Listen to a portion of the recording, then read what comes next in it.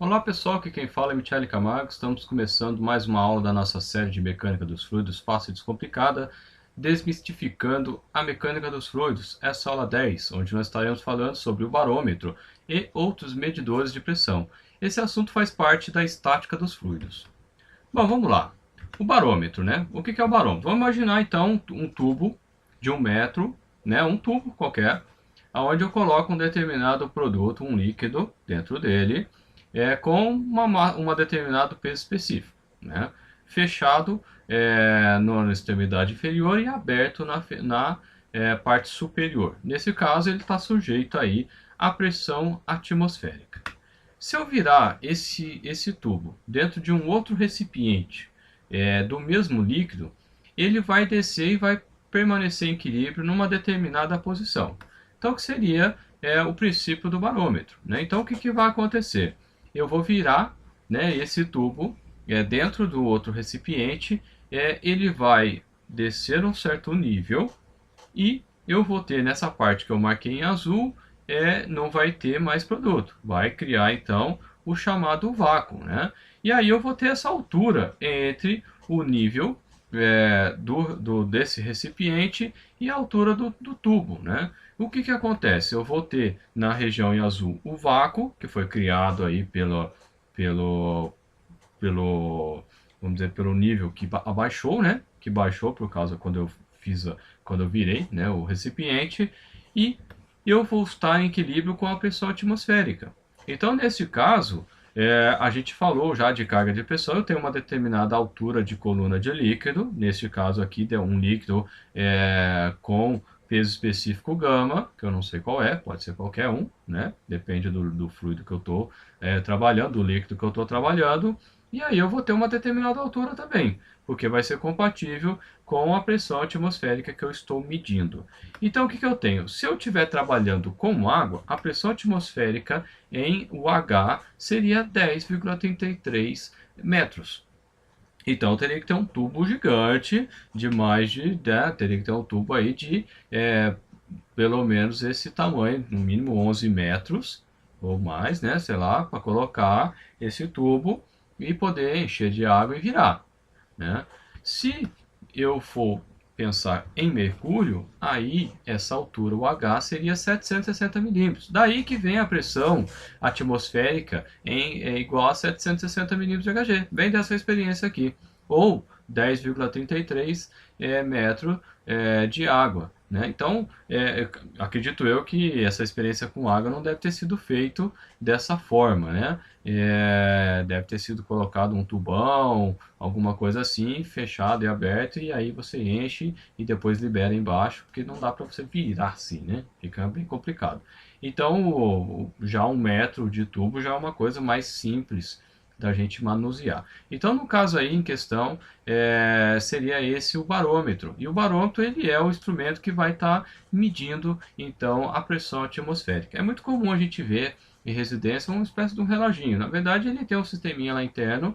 Esse aqui seria o barômetro mais básico, digamos assim, que foi criado. Hoje existem outras maneiras de fazer a mesma tipo de medição sem ser essa quantidade, né, desse tamanho de tubos, né, todos essas coisas que a gente comentou aqui, mas surgiu dessa experiência aqui. Bom, a gente tem outros medidores de pressão. Antes de a gente falar um pouquinho de medidor de pressão, eu gostaria de chamar a atenção, né, te convidar para participar do nosso grupo lá do Facebook. Lá no grupo do Facebook a gente coloca alguns arquivos para baixar que a gente não pode colocar aqui. Então, né, se for de seu interesse.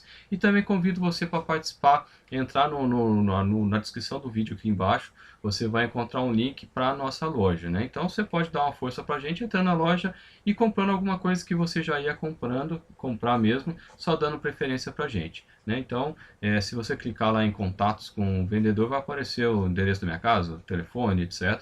Então você pode comprar tranquilo. Bom, voltando aqui, então o medidor mais popular, mais comum, que existe, nossa, né, em tudo quanto é coisa, é o chamado manômetro de Bourdon. Ele consiste aí num tubo de seção oval conectado a um conjunto de engrenagens. Então, é o famoso reloginho, né? Você vai no posto de gasolina, vai ter um manômetro de Bourdon lá. Você vai numa máquina, dependendo da máquina, você vai ter esse mesmo medidor. Então aqui foi a imagem da internet que eu peguei, ele tem duas escalas. Tem a escala em PSI, você veja que tem um Gzinho. Aqui eu comentei no vídeo anterior que quando aparece o G, quer dizer que é a pressão manométrica que a gente está medindo, né? E tem a escala em preto, que é a escala em bar. Né? Então, só esse G quer dizer que é Gauge do inglês, que é de pressão manométrica. Né? Então, se você fica se perguntando o que é o G, é isso. E o PSI é Pound Square Inch, que traduzindo é libra por polegada quadrada. Então, alguns medidores vêm libra por polegada quadrada, bar, e por aí vai. Né? E atrás desse sisteminha eu tenho justamente esse conjuntinho de engrenagens. O que acontece? O tubo ele é chato, ele vai, com a pressão vai se deformar e com isso ele, com esse sistema de engrenagem que ele está acoplado, ele vai fazer o ponteiro mexer mais para lá ou mais para cá, dependendo da pressão que está atuando no meu sistema.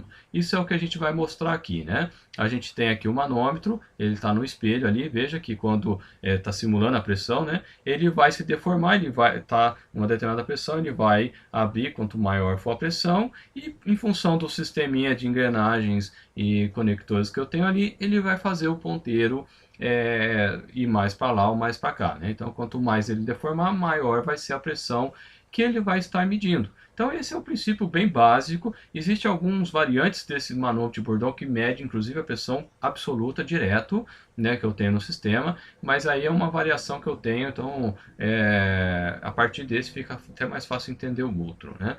E o princípio também para medir vácuo é o mesmo, né? Ele vai se deformar também. Nesse caso desse manômetro aqui, ele mede só pressão positiva, só pressão manométrica. Se eu fosse usar um dispositivo similar, ele teria uma escala negativa, né? E consequentemente o ponteiro, vamos dizer assim, o zero seria no meio para ele poder ir para lá ou para cá, né? Então depende da escala, você vai escolher esse medidor de acordo com a escala de medição que você precisa estar conferindo. Ele é chamado até de indicador de pressão, né? Hoje em dia tem sistemas mais modernos que são os transdutores de pressão, que eles fazem a medição da pressão e transforma isso num sinal que um equipamento ele pode, em função da programação que ele foi feita, ele pode mandar abrir uma válvula, fechar a válvula, desligar o equipamento, enfim. E aí são coisas mais modernas que a gente tem hoje. Mas tudo surgiu desse tipo de medição, que é o mais comum que a gente vai estar encontrando. Bom, um outro medidor que também tem uma certa frequência é o chamado piezômetro, ou a chamada coluna piezométrica. Então, o que eu tenho aqui? Eu tenho esse que está ao circular, aí significa uma tubulação, né? Que eu estou como se eu estivesse cortando e olhando ela. E aí eu posso estar colocando um tubo, aí eu tenho um tubo no formato de L, saindo pela lateral e subindo, ou um tubo a partir da parte superior do meu tubo. O que vai acontecer? A gente faz a medição a partir do centro da tubulação. Essa altura de coluna de líquido, que é o próprio líquido que está escoando, é a carga de pressão. Em função do gama, eu tenho a pressão do meu sistema ali naquele momento. Então, esse é um medidor que aparece em alguns sistemas industriais, não é tão frequente como o manômetro de Bourdon, mas ele aparece. Só que ele tem alguns problemas, né? Então ele tem 3 defeitos básicos que a gente pode dizer. A altura H para a pressão elevada, eu teria que ter ir para líquidos baixos, seria muito alta. Né? Então, é que nem eu comentei agora há pouco sobre medir a pressão atmosférica com água. Né? Eu teria que ter um tubo de 10 metros. Né? Então, isso vai acontecer. Se eu coloco isso uma certa vez a gente foi fazer um experimento na faculdade e aí a gente abriu numa pressão tal lá que começou a espirrar água para todo mundo, a gente tomou banho, né? Então o motivo é exatamente esse aqui. A gente não pode medir gás, porque o gás ele se expande eternamente e abriu ali e o gás vai vazar, né? Então não dá para medir coluna de gás com esse manômetro aqui. E eu não posso medir pressão negativa também, porque o que vai acontecer? Se eu tenho a pressão negativa, ou seja, a pressão atmosférica é maior do que a pressão do meu sistema, o ar vai entrar para dentro do meu sistema. E então eu não consigo fazer esse tipo de medição. Então, para resolver esses 3 problemas, é que surgiu o tal do manômetro em U, que é o mesmo princípio do piezômetro, só que eu trabalho com U. Então, dependendo do caso do fluido, eu posso trabalhar com o mesmo fluido aí. Nesse caso, o A aí, que é o circular, né, o círculo, ele pode ser um reservatório, né, esférico, pode ser uma tubulação, como a gente acabou de comentar, e aí eu tiro uma medição, né, eu faço um furo, faço uma conexão e saio, nesse caso horizontal, desço e faço o formato de U, por isso que é chamado manômetro em U. Só que aqui, se eu trabalhar com o mesmo fluido, como o fluido que vai medir, né, a carga de altura, né, veja que eu estou medindo a partir do centro, porque isso que faz, ele vai para baixo e sobe, é o que a gente comentou lá na aula do princípio de Stevens, que eu estou no mesmo fluido, eu desci, a pressão subiu, fui para o lado, não acontece nada, subi para o mesmo patamar, a pressão é a mesma, né? Então é isso que a gente mede a partir do mesmo nível, digamos assim. Bom, quando eu tenho, né, para resolver o problema do piezômetro, que eu tenho ou um gás ou um fluido escoando em alta pressão, eu coloco o chamado fluido manométrico. O que é um fluido manométrico? Ele é um fluido que não vai reagir com o fluido do processo, né, que seria o meu tubulão aí, e que é pesado a tal ponto, em termos de massa específica, que a pressão não vai conseguir jogar ele para fora do sistema. Então, quando eu utilizo um manômetro em U, é isso que quer dizer. Nesse caso aqui, eu tenho então dois fluidos, que é o fluido que está no meu processo e tenho o fluido manométrico. Aí eu tenho que montar a equação manométrica, a gente vai falar disso daqui a pouquinho. Bom, eu tenho chamado também pressão o chamado manômetro diferencial, que eu tenho dois sistemas, dois reservatórios, dois sistemas, dois tubos, enfim, que eu preciso, por algum motivo, medir a pressão diferencial entre eles. Neste caso aqui, onde eu tenho o A, ele está com um nível mais baixo, digamos assim, quer dizer que a pressão dele é mais alta do que B. Por que ele é mais alto? Porque ele está conseguindo empurrar o fluido manométrico para o outro lado, né? Então ele está empurrando, então a pressão de A nesse caso é maior. Um outro exemplo seria outra variação de um sistema similar. Bom, para a gente finalizar a aula, a gente vai falar da equação manométrica, que é o manômetro em U, né? Existe uma regra básica, é uma regra prática. Eu sugiro você começar pela esquerda, você pode começar pela direita também, não faz diferença nenhuma. Mas, no caso aqui, quando eu descer a pressão, ela aumenta, quando eu subir, a pressão diminui. Então, vamos imaginar o sistema que a gente acabou de apresentar, um manômetro diferencial, eu tenho o ponto A e o ponto B. O que eu vou fazer a imaginação aqui, uma das aulas para trás, quando a gente falou do princípio de Estevam, a gente mostrou o tiozinho nadando, né? Então é isso que a gente vai fazer aqui. Então vamos imaginar que eu tenho o tiozinho no ponto A, eu estou na pressão A. Aí ele vai descer dentro do fluido A uma determinada HA. Então ele desce, a pressão é mais. O que vai acontecer agora? Eu vou descer mais um pouco e dentro já do fluido vermelho. O fluido vermelho já é um outro fluido, que eu estou chamando de fluido 1. Né? Então, o fluido A é o fluido do meu processo do tubo A, o fluido B é o fluido do processo B. Então, aqui ele desceu mais um pouco, a pressão então ela subiu. Então é mais gama, que depende do produto que eu estou aqui, que é o vermelho, vezes a altura 1. O que vai acontecer? Para chegar do outro lado eu tenho que descer, ir para a lateral e depois subir de novo. Lembra que a gente comentou lá nessas aulas, se você não assistiu, você pode assistir, mas o que eu tenho aqui? A partir do momento que eu desci, andei para a lateral, a pressão está ligada com uma determinada altura de coluna de líquido, para se eu andar no sentido horizontal não muda a pressão. Quando eu subir para o mesmo patamar, o que vai acontecer? A pressão é a mesma. Então, no caso do manômetro, eu já posso pular direto. Aqui eu estou mostrando passo a passo, só para você identificar, mas eu já posso passar direto para o outro lado ali.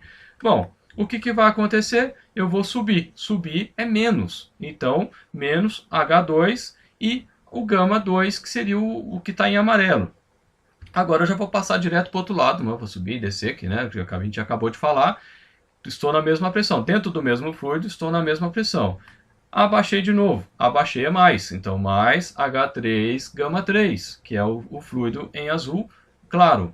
Passei para o outro lado, em verde, né, dentro do fluido verde, dentro do mesmo fluido, eu posso passar para o outro lado já direto. O que vai acontecer? Estou na mesma pressão, subi de H4 do gama 4, que é justamente esse que está marcado em verde. Vou colocar bem coloridinho assim para ficar mais fácil de identificar. E por fim, eu vou chegar no ponto B, eu tenho que subir o HB mais, no caso vou subir menos o HB vezes o gama B, que é o fluido do meu segundo tubulão. Bom, nesse ponto, o que eu estou? Eu fiz todo esse emaranhado, cheguei no ponto B. Então, tudo isso aqui é igual à pressão em B. Então, a resolução aqui da equação manométrica é muito simples, é isso aqui. Você parte de um lado, você poderia partir do B também, fazer, dar na mesma. Eu não gosto de mostrar uma equação geral. Nesse exemplo, é essa equação. O que você precisa entender é esse procedimento. Começo de um lado, se eu desci é mais, se eu subir é menos. Quando eu cheguei no final do ponto, igual a pressão naquele ponto. Agora eu posso fazer PA menos PB e jogar tudo para o outro lado e eu tenho a minha equação final. Né? Alguns livros eles apresentam uma equação manométrica. Mas se você mudar o comportamento ou mudar a quantidade de uso que você tem, a equação é outra. Então, eu particularmente não prefiro não ensinar você ou recomendar que você decore, mas sim que você entenda o procedimento e aplique esse procedimento quando for necessário. Bom, pessoal, chegamos ao final, espero que você tenha gostado. Se gostou, compartilha, dê um joinha. Se quiser receber novidades do nosso canal, se inscreva no canal. Se quiser via WhatsApp, só mandar eu quero pro nome que está aí. De novo, entra na nossa loja, compra alguma coisa lá. Contatos via Facebook, entra no nosso grupo, participa lá da nossa página, por e-mail, por WhatsApp, da forma que você achar mais conveniente. Beleza, pessoal? Um abraço e até a próxima.